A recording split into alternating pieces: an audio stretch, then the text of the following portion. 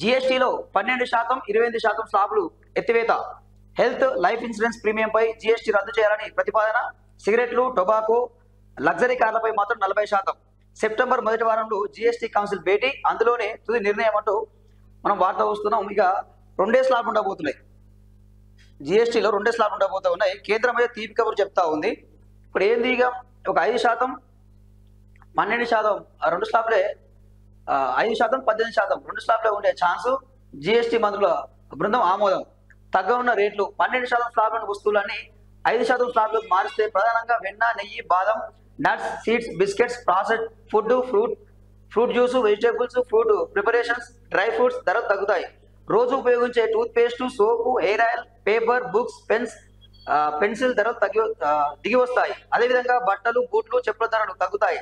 సైకిళ్లు, ఛత్రీలు, ayurvedic medicines ధరలు దిగొస్తాయంటూ మనం వార్త చూస్తా ఉన్నాం.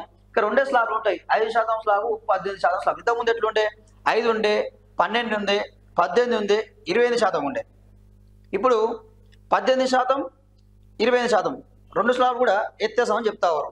28% స్లాబ్ ఎత్తేస్తే చాలా ధరలు వస్తాయి. సిమెంట్ ధరలు అయితే, లగ్జరీ రూమ్స్, ఎలక్ట్రానిక్స్ వస్తువులు, రిఫ్రిజిరేటర్లు, కంప్యూటర్లు, అదేవిధంగా మొబైల్స్ ధరలు, ఎలక్ట్రానిక్స్ వస్తువులు, నిత్యావసర సరుకుల వస్తువులు అన్నీ తగ్గుతాయి. ఈ దీపావళి వరకు తీసుకొచ్చే ఛాన్స్ తీసుకొస్తామని చెప్పి అయితే కేంద్రం చెప్తా ఉంది. ఇది చాలా మంచి నిర్ణయం. ఇది జీఎస్టీ తగ్గించడం అనేది చాలా మంచి నిర్ణయం.